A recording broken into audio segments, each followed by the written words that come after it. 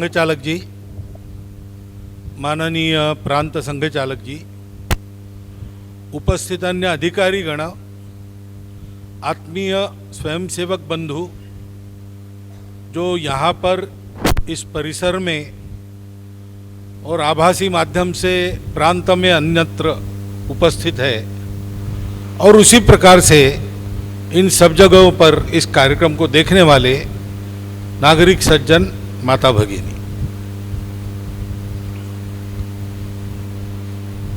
घोष के वादन का, अंग्रेजी में जिसको बैंड कहते हैं, बैंड वादन का एक कार्यक्रम आपने देखा। परंतु जो आपने देखा, जो आपने सुना, उसके परे देखने का प्रयास किया तो मैं कहूंगा कि आपने राष्ट्रीय स्वयंसेवक संघ को देखा।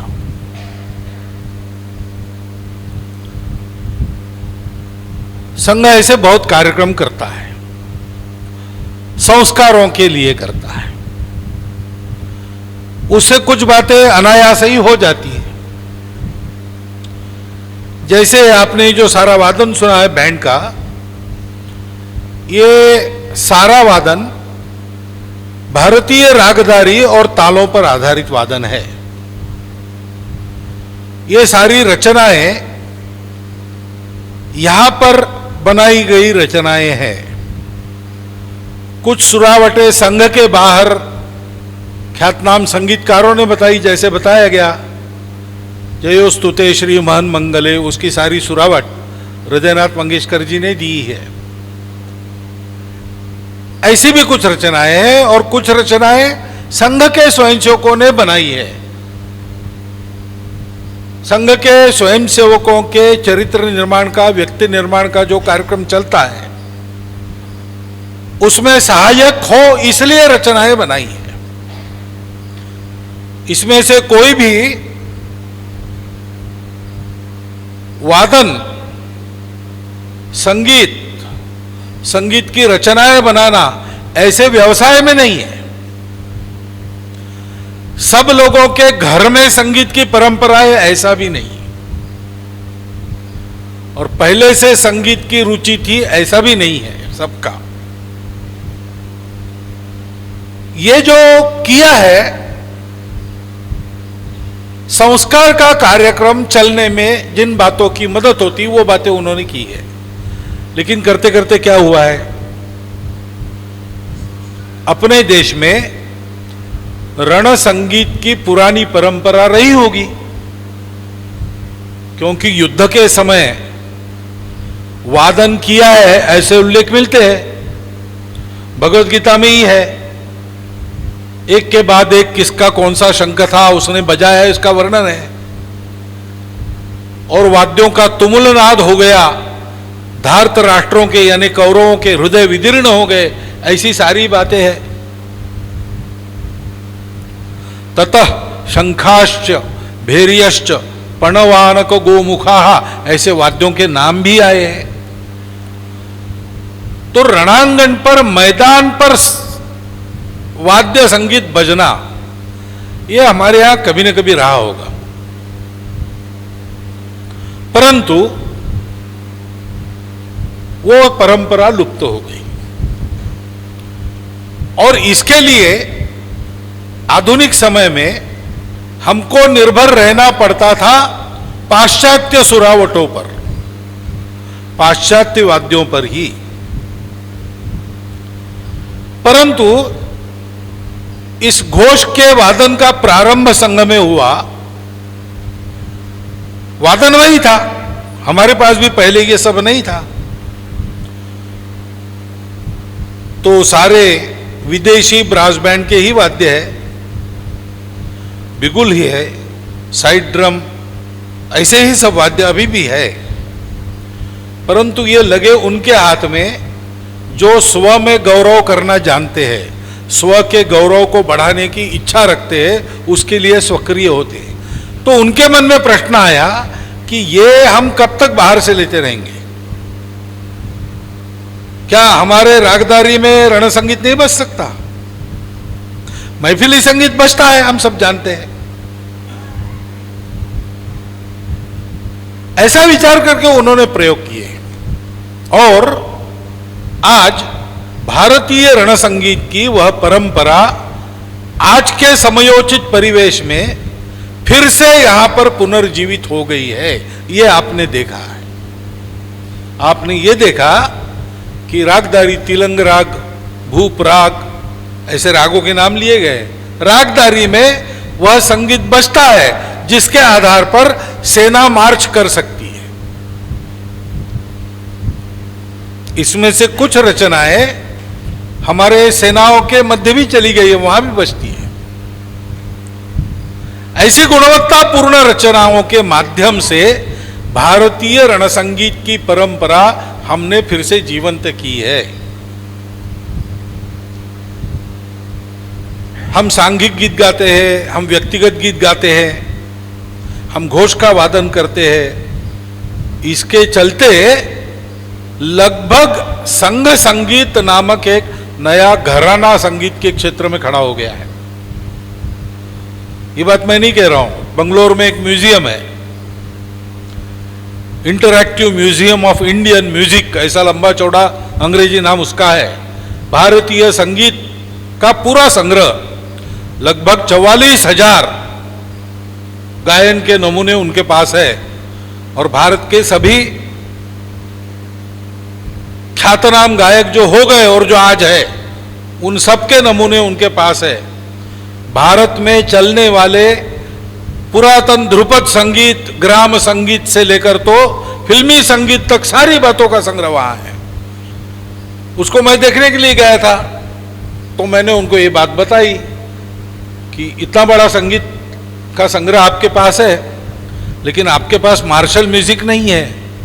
तो मैं आपको एक सूचना देता हूं कि अब भारतीय संगीत में ये रण संगीत भी उपलब्ध है और आपको अगर देखना है तो कल कार्यक्रम में आएंगे, क्योंकि दूसरे दिन बंगलोर में ऐसा ही घोषवादन का कार्यक्रम था। तो उसमें वो सब लोग आ गए, उन्होंने कार्यक्रम देखो, आश्चर्यचकित हो गए। उन्होंने ये कल्पना नहीं की थी कि आनक पर भारतीय ताल बज सकते हैं। इन वाद्यों में वजन दिखाने की सुविधा नहीं है जैसे तबले में होती है, पखवाज में होती है, लेकिन हमारे वादकों के वादन की कुशलता ऐसी है कि तालों का आभास तो उत्पन्न होता है। उन्होंने ये कल्पना नहीं की थी कि वेणु और वंशी रागदारी बजाने वाले ये वाद्य रण संगीत भी बजा सकते। उन्होंने ये देखा और उन्होंने कहा कि एक नया संगीत का प्रवाह हमको मिल गया। हमने कहा प्रवाह नया नहीं, प्रवाह वही है, सनातन काल से चलते आया हुआ भारतीय संगीत जो सामवेदों से निकला है, परंतु उसमें कुछ नए प्रयोग हुए थे। एक धारा रण संगीत की फिर से बह निकली। अब ये स्वयंसेवक है करने वाले, ये कोई व्यावसायिक संगीतकार नहीं है। ये हम समाज में जैसे सामान्य लोग अपनी अपनी पढ़ाई करते, अपना अपना काम करते, समय में से समय निकालकर ये वादन करते हैं। वादन सीखते भी है और करते भी है और उत्कृष्ट करते हैं। ये व्यावसायिक संगीतकार नहीं है, इसलिए रोज का रियाज नहीं करते होंगे, लेकिन जब ये प्रदर्शन करते हैं तो उनके वादन में संगीत की दृष्टि से आपको कोई कमी नहीं दिखाई देगी। और ये सारा अपने दिमाग में रखकर ये बजाते हैं। आपने देखा होगा प्रायः गायन जो कोई करता है उसके सामने एक कागज होता है। ये लगातार रचनाएं बजाते जाएंगे, 40, 50, 60 रचना बताएंगे, कागज नहीं होगा इनके सामने, क्योंकि ये सारा उन्होंने कंठस्थ कर लिया है। ये बैंड वादन जब प्रारंभ हुआ संघ में तो उसके लिए आवश्यक सारी सामग्री, स्टाफ नोटेशन वगैरह, उस समय अपनी स्वरलिपि तो नहीं थी, ये सब करने की तैयारी हमारी नहीं थी, हमारे पास कुछ नहीं था। तो सुनना, सारे गम भारतीय स्वरलिपि में उसको उतारना, कंठस्थ करना, सिखाना और सीखना बजाना, यही उपाय था, वही परंपरा चल। ये सारा ये स्वयंसेवक क्यों करता है? ये इसलिए करता है कि इसको अपने आप को देश के लिए योग्य बनना है, अपने समाज को देश के लिए योग्य बनाना है। उसमें एक उपयोगी विधा संगीत की है, क्योंकि संगीत एक कला है और भारतीय कलाओं के मूल में सत्यम शिवम सुंदरम की मूल्य व्यवस्था है। और इसलिए इन कला की आराधनाओं को जो करेगा, चाहे वो चित्रकला हो, नाट्य कला हो, नृत्य कला हो, संगीत हो, उन सब में भारतीय जीवन दृष्टि, भारतीय विचार पद्धति, भारतीयत्व के संस्कार सर्वत्र झलकेंगे। यह अपना संगीत है, यह अपने मूल्यों का वहन करता है, अपने संस्कारों का वहन करता है, और वो संगीत है, इसलिए वो जल्दी पहुंचता है। एक बात आपको भाषण में बताई, 1.5 घंटा बताई तो भी सबके समझ में नहीं आएगी, समझ में आई तो भी मान्य नहीं होगी सबको। लेकिन एक सुंदर गीत बजाते हैं, उसके साथ एक वातावरण बनता है। कितने ही नेता लोग भाषण करते हैं देश के लिए, जवान क्या करते हैं, उनका परिणाम कम होता है। लेकिन ए मेरे वतन के लोगों शुरू हुआ, उसको तो छा गया सारे देश पर, आज भी बचता है। तब हम सब लोगों के मन में कम से कम उस समय तक कुछ भावनाएं रहती है। शब्द बहुत सरल है, ए मेरे वतन के लोगों जरा आंख में भर लो पानी, जो शहीद हुए हैं उनकी याद करो कुर्बानी। अब ये मैं ऐसे भी बोल ही रहा हूं, कोई भी बोल सकता है, इसके लिए कोई बड़ा वक्तृत्व संपन्न आदमी नहीं चाहिए। लेकिन वो सीधे साधे सरल शब्द सुरावट के साथ बोले गए, उत्तम रीति से बोले गए, तो सीधे दिल में उतर गए। ये संस्कार की ताकत संगीत के पास है। और इसलिए संघ ने यह कार्यक्रम लिया। संघ में शारीरिक कार्यक्रम होते हैं, उसके लिए ताल चाहिए, वो ताल चाहिए था। शुरू में हमने, और उस समय की जो ब्रिटिश आर्मी वगैरह थी उसकी धुनेली वहीं के प्रशिक्षकों से सीखा, वही बजाते थे। धीरे धीरे स्वयंसेवकों ने सोचा अपना रण संगीत खड़ा करना है, और आज उसका पूर्ण स्वरूप आप देख रहे हो।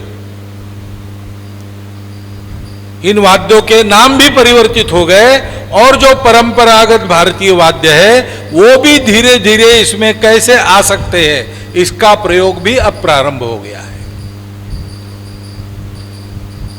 तो 5 का वेणु बन गया, फ्लूट का वंशी वो थी ही, पहले से वंशी वेणु अपने आप ही थी, लेकिन ये साइड ड्रम है उसका आनक हो गया। यूफोनियम बजता है, उसका गोमुख हो गया। पाउंड्र हो गया, तूर्य हो गया, ट्रम्पेट। क्लैरिनेट को स्वरत कहते हैं, सैक्साफोन को नागांग कहते हैं, और शुद्ध भारतीय रागदारी की सुरावटें उस पर बजती है। तैयार करने वाले अपने ही लोग हैं। इससे एक स्वाभिमान का, गौरव का संस्कार भी मिलता है। कहीं कहीं तो हमारे द्वारा ऐसे प्रयोग भी चलते हैं कि शहर में परंपरा से बैंड बजाने वाले जो लोग हैं, शादी ब्याहों में भी बजाते हैं, उनका एक एकत्रीकरण साल में करना, उनको इसमें से कुछ रचनाएं देना, अपनी अपनी धुनें जो उनको पता है, कहीं फिल्मी गाने हो कहीं कुछ हो, वो भी बजा के दिखाते हैं। और दी हुई 3 या 5 धुनें सब बजाते, किसकी अच्छी बजती है उस पर पुरस्कार वितरण होता है। इस गौरव का प्रचार प्रसार भी होता है, क्योंकि संस्कार करना है, देश को बड़ा बनाना है, तो समाज संस्कारित चाहिए, अच्छी आदतों वाला चाहिए, अच्छे इरादे वाला चाहिए, स्वार्थ को भूल जाने वाला चाहिए। संगीत उसका इतना उपयुक्त साधन है, गाते गाते या बजाते बजाते वादक अपने आप को भूल जाता है और उत्कृष्ट बजाता है तो सुनने वाले भी भूल जाते हैं।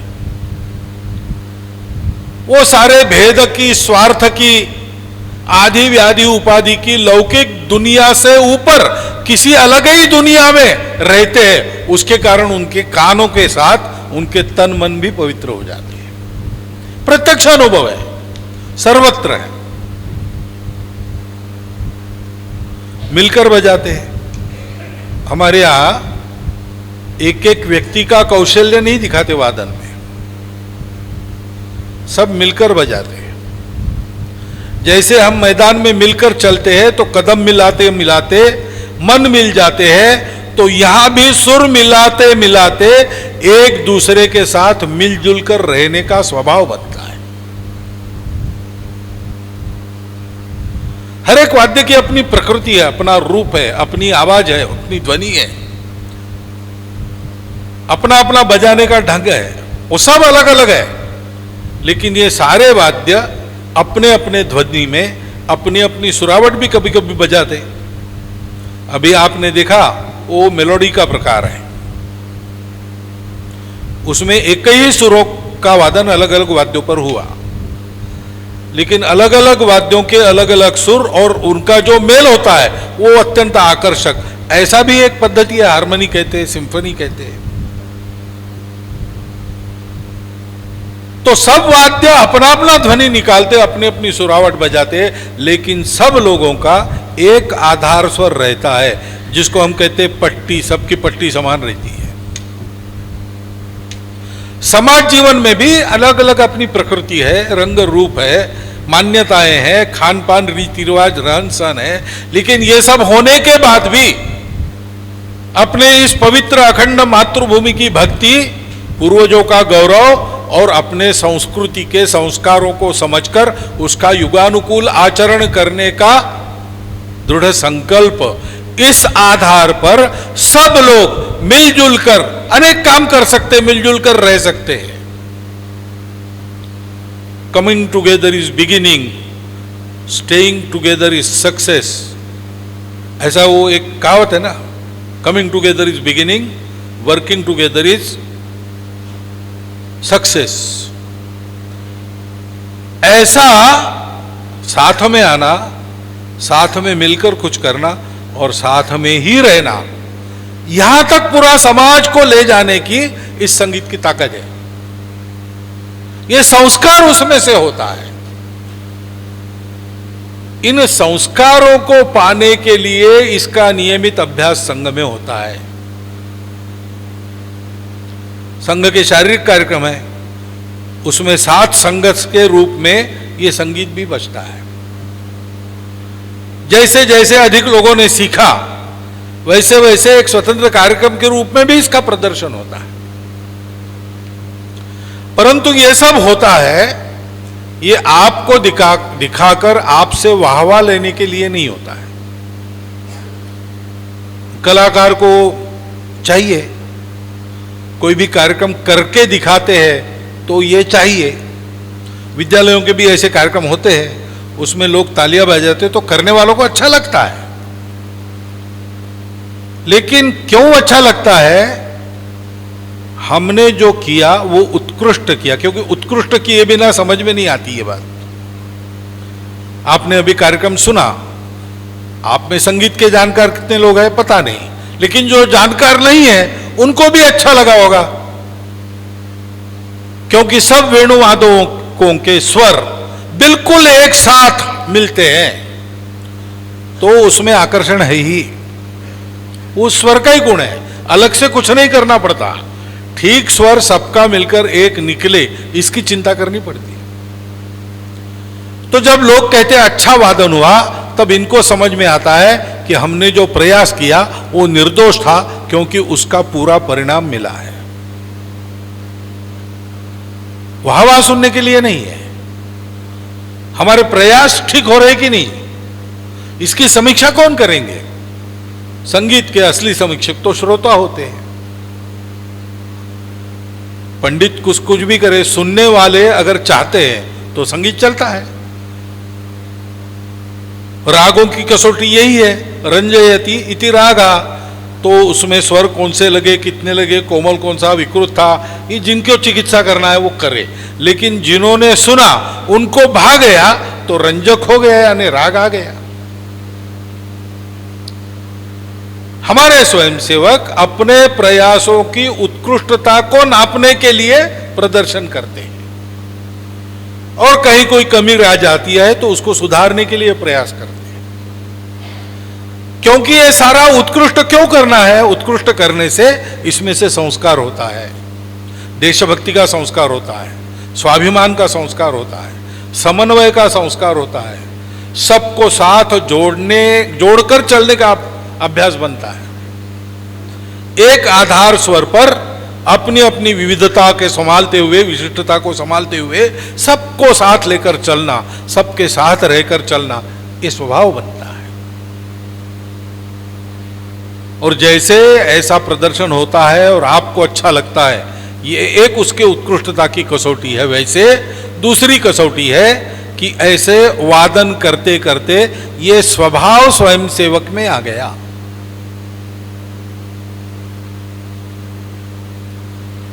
ये उसकी कसौटी होती है। और समाज के सामने ये बातें आती है, धीरे धीरे समाज इसको समझने लगता है, और अच्छाई की ओर तो सबकी प्रवृत्ति सामान्य रूप से रहती है। एकदम निरे निपट दुष्ट लोग दुनिया में 10% ही रहते हैं, और जो एकदम संत समान दैवी संपत्ति युक्त कभी भी नहीं डिगेंगे, ऐसे भी 10% ही लगते हैं। बाकी 80% समाज वो चाहता तो है अच्छाई की ओर जाना, लेकिन कोई कर सकता है, अच्छाई की ओर जा सकते, बढ़ सकते हैं, ये जब दिखता है तब वो उस ओर जाता है, नहीं तो अकेला जाने की हिम्मत नहीं करता। इन कार्यक्रम के प्रदर्शन से ये कितने आनंददायक कार्यक्रम है, ये कितने संस्कारप्रद कार्यक्रम है, इससे कैसे विकास होता है एक व्यक्ति का, इसको समाज देखता है तो उसको भी लगता है कि मैं भी करूं। अभी ये 950 लोगों का जो शिविर है, इसमें इस वादन को देखकर वादन सीखने के लिए पहली बार आए ऐसे भी है, कम संख्या नहीं है। अब ये वादन सीखेंगे, और वादन सीखने का तो कोई अंत नहीं, संगीत का क्या अंत है। वो भरपूर सीखने के बाद भी तब तक ये लोग अच्छे स्वयंसेवक बन जाएंगे, यानी संघ का काम तो करेंगे ही, लेकिन इनके जीवन में परिवर्तन होगा। यही प्रक्रिया है, बताना नहीं, उदाहरण रखना और निकटता स्थापित करना। लोगों को सिखाना है, उपदेश करके नहीं सिखाना है, उदाहरण से सिखाना है। लोगों को सिखाना है, हम सिखाने वाले, आप सीखने वाले, ऐसा नाता नहीं है। लोग हमारे अपने हैं, उनके भलाई की बात मेरे पास है, वो मुझे वहां तक ले जानी है, इस भाव से ये सारा प्रदर्शन होता है। और इसलिए आज के इस प्रसंग पर ये वादन कैसा हुआ, वो तो आपकी राय आप बनाएंगी। मौसम ने साथ नहीं दिया, नहीं तो इससे लंबा और बहुत अच्छा, क्योंकि जो हुआ वो भी अच्छा हुआ है, लेकिन इनको जरा हाथ पर ढीले करने के लिए अवसर नहीं मिला, एक बंद हॉल में कार्यक्रम करना पड़ा। मैदान पर करते तो और इनके व्यू वगैरह आप देखते। अभी ये 7-8 कदम ही चले, आप इनको 25-25 कदम चलकर विभिन्न प्रकार की आकृतियां बनाते हुए देखते, तो अपने कौशल को दिखाने का अवसर मौसम के कारण इनको कम मिला। लेकिन जो भी मिला उसमें जो भी उन्होंने दिखाया वो एक झलक है। अगर ये कार्यक्रम मैदान पर होता तो कैसा होता, अच्छा होता, और कार्यक्रम अच्छा होता या नहीं भी होता, लेकिन इस कार्यक्रम को अच्छा बनाने के लिए लगन से अच्छा संघ खड़ा करना है, अच्छा समाज खड़ा करना है, अपने देश को विश्वगुरु बनाना है। इस भावना से विभिन्न क्षेत्रों में काम करने वाले, विभिन्न वर्गों में, क्लास में पढ़ने वाले, ऐसे सब प्रकार के लोगों ने ये जो मिलकर परिश्रम किया है, इसका पुण्य कभी व्यर्थ नहीं जाता। मौसम के कारण थोड़ा अंदर वगैरह करना पड़ा, ठीक है, लेकिन आपने जो पीछे 6 महीने परिश्रम किया है, यहां इस मौसम को झेलकर भी अपना अभ्यास किया है, इसके जरूर परिणाम होंगे। उन परिणामों के लिए ये काम चलता है। संघ का काम इसीलिए चलता है, विजेत्री चन संवता कार्य शक्ति विधायास्य धर्मस्य संरक्षणम परम वैभवम नेतुमेतत् सुराट। समाज की संगठित शक्ति खड़ी करना, क्योंकि संपूर्ण समाज जब संगठित होता है और अपने देश को बनाने के लिए जीने मरने की तैयारी रखकर जीवन जीता है, तो वो नहीं कर सकता ऐसी कोई बात नहीं होती, उसको रोक सकता है ऐसी कोई शक्ति नहीं होती। वह शक्ति विजेत्री होती है, विजयशालिनी होती है। ऐसे समाज की विजेत्री शक्ति खड़ी करना और उस शक्ति के दुरुपयोग नहीं करना, धर्म के संरक्षण के लिए, धर्म जो जोड़ता है, जो उन्नत करता है, जो इहलोक में और परलोक में दोनों जगह सुख देता है, जो प्रारंभ में, मध्य में, अंत में सर्वत्र सुखदायी आनंददायी रहता है, सारे विश्व को, विश्व के साथ सृष्टि को साथ चलाने वाला, ये जो संतुलन देने वाला धर्म है, उसका संरक्षण करते हुए हम अपने राष्ट्र को परम वैभव संपन्न बनाने के लिए योग्य बनेंगे।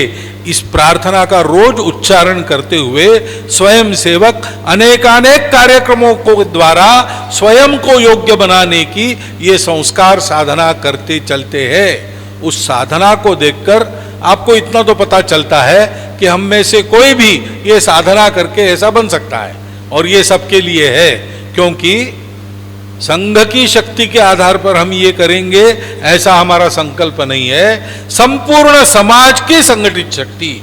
और इसलिए इसको देखकर जो जो मैंने अभी बोला उसकी प्रतीति अगर आपको आती हो तो इन स्वयंसेवकों के साथ आपको भी इस संघ कार्य में संलग्न होना चाहिए। रोज की संस्कार साधना संघ में पुरुषों की चलती है, राष्ट्र सेविका समिति में महिलाओं की चलती है, लेकिन उस संस्कारों के बल के आधार पर जो समाज के लिए अच्छे अच्छे काम, सेवा आदि स्वयंसेवक जीवन के सभी आयामों में कर रहे हैं, वो तो महिला पुरुष सब साथ में करते हैं। राष्ट्रीय स्वयंसेवक संघ यानी केवल शाखा और स्वयंसेवक है, लेकिन समाज के हित में विधायास्य धर्मस्य संरक्षणम परम वैभवम नेतुम, ये जो सारे प्रयास चल रहे हैं वो भी एक तरह से संघ के कार्य का ही विस्तार है। वो संघ नहीं है, लेकिन वो कार्य संघ कार्य का विस्तार ही है। अपनी रुचि क्षमता के अनुसार हम कहीं भी जुड़ सकते हैं। इस संस्कार की साधना में संलग्न होना और समाज हित के किसी काम को चुनकर उनमें भागीदारी अपनी बनाना, इसके लिए संघ में आने का आह्वान करता हुआ और इन स्वयंसेवकों का उनके परिश्रम और आज के कार्यक्रम के लिए अभिनंदन करता हुआ मेरे 4 शब्द समाप्त करता हूं।